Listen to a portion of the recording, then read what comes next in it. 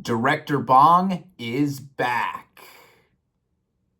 What is up, everybody? Random Man here, bringing you my review for Mickey 17 in one take. Now, the plot of this sci-fi black comedy is set in the future and based on the 2022 novel Mickey 7 by Edward Ashton, and follows a man who joins a space colony as an expendable, meaning that he is a disposable worker who, every time he dies, gets cloned again for research purposes. Now, going into this movie, this was one of my most anticipated films of 2025 for one main reason, and that it is the newest film written, produced, and directed by Bong Joon-ho. And if you couldn't tell from my intro and me showing off my collection of Blu-rays here, I am clearly a big fan of his work. I have seen every single one of his movies, and I own all of them except for his first film, Barking Dogs Never Bite, and I'll go through my quick thoughts on his whole filmography here.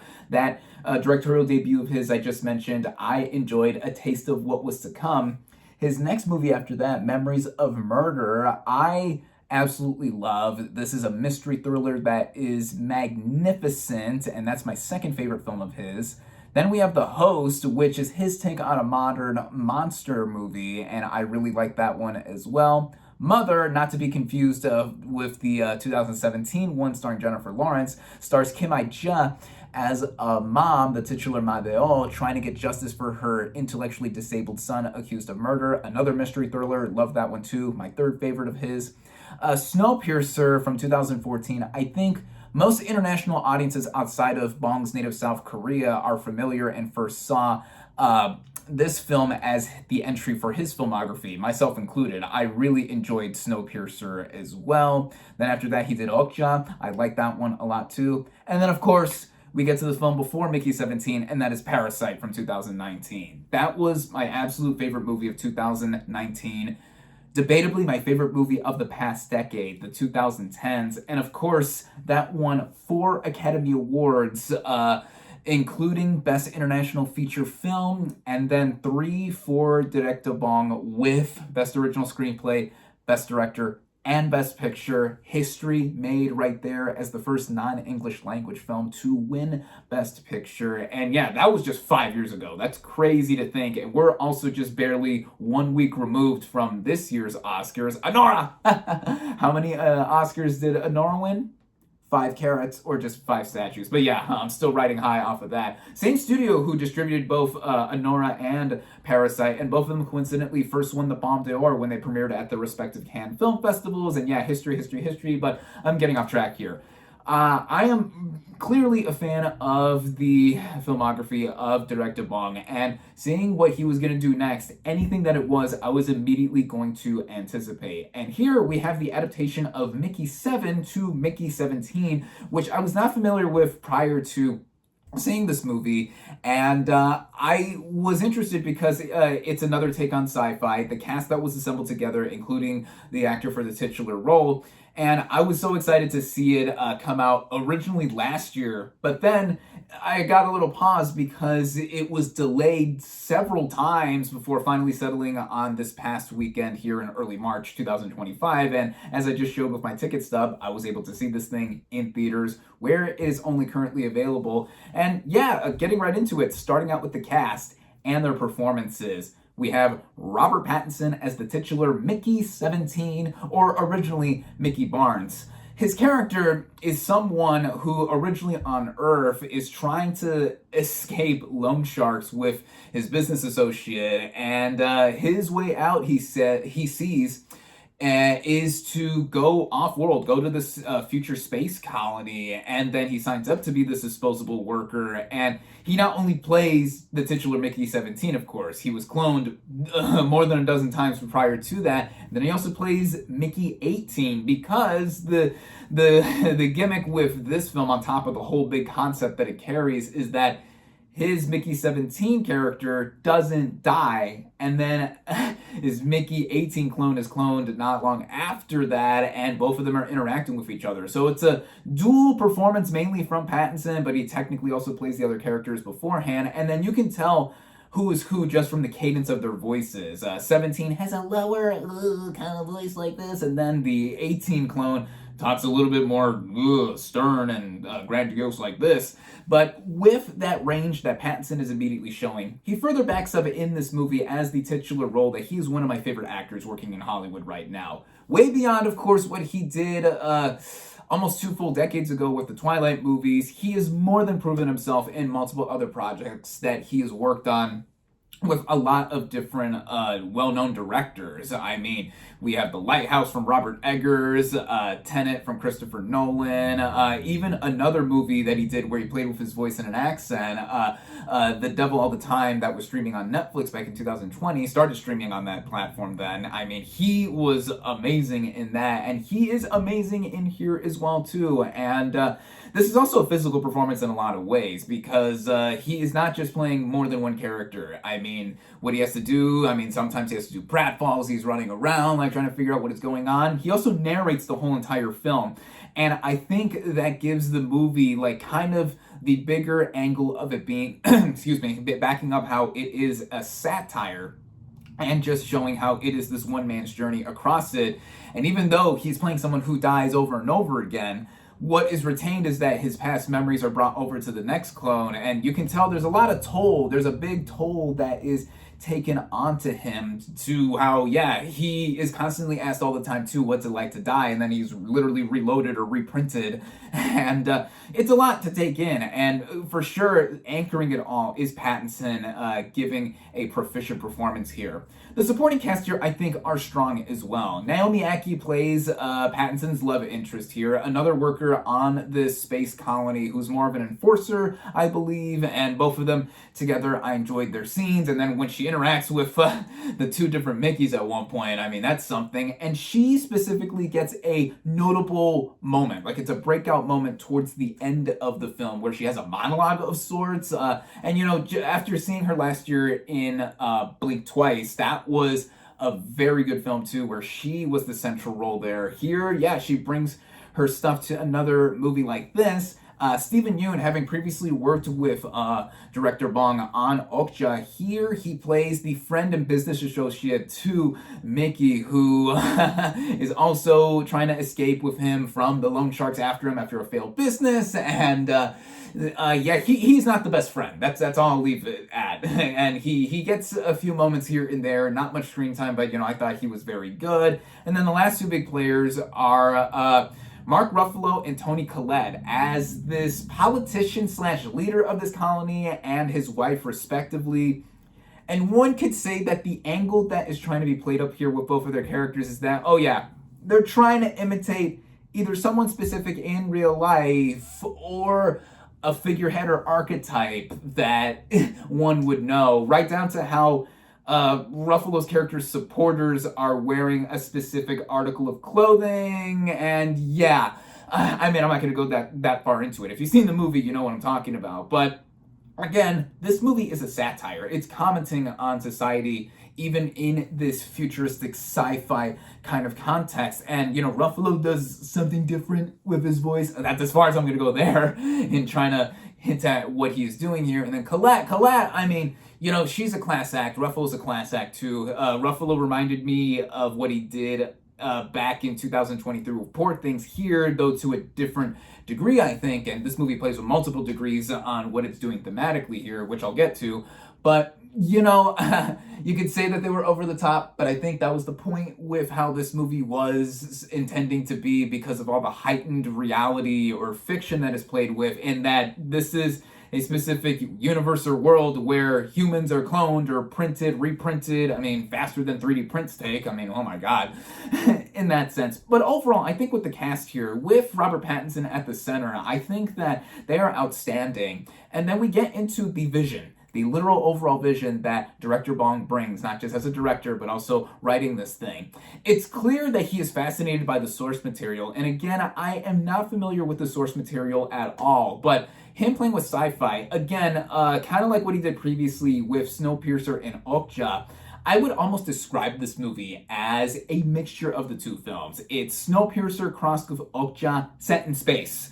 And that is to show that, for one, anyone who previously saw Parasite and were taken by his filmography and were interested in seeing his other movies, but haven't and are going into Mickey 17, I wouldn't go in expecting that again, because this is more akin to what he has previously done. I mean, The Host was also a sci-fi movie in that it was a modern monster movie too, and with how we get all of this setup, we get all this backstory first with Mickey.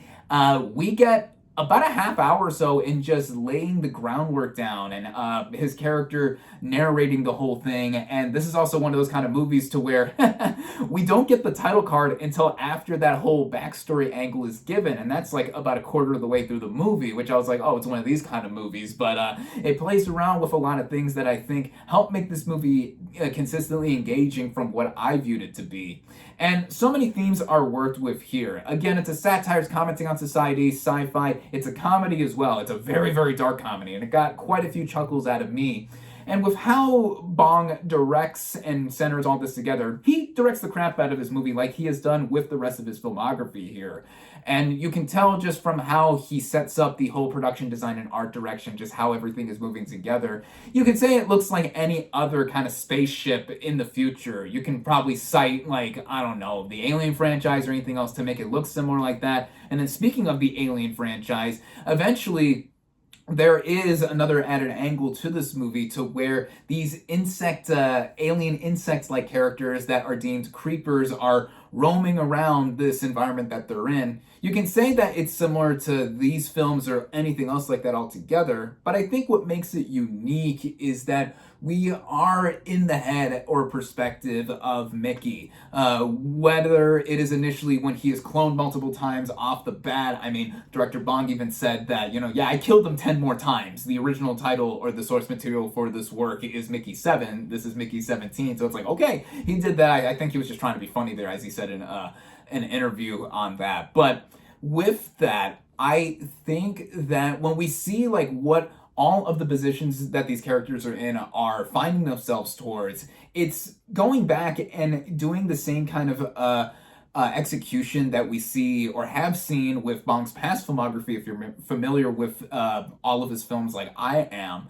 And I think in how he also has other technical elements coming together. Ooh, I can't talk right. This is what I get for doing it in one take. We have some frequent collaborators of his return, like Yang Jin-mo, his editor, Jung Jae-il, who composed the score here. He previously composed the score for Parasite as well. Also notably recently doing the scores for the 2 seasons of Squid Game. Can't wait for the 3rd season coming this summer.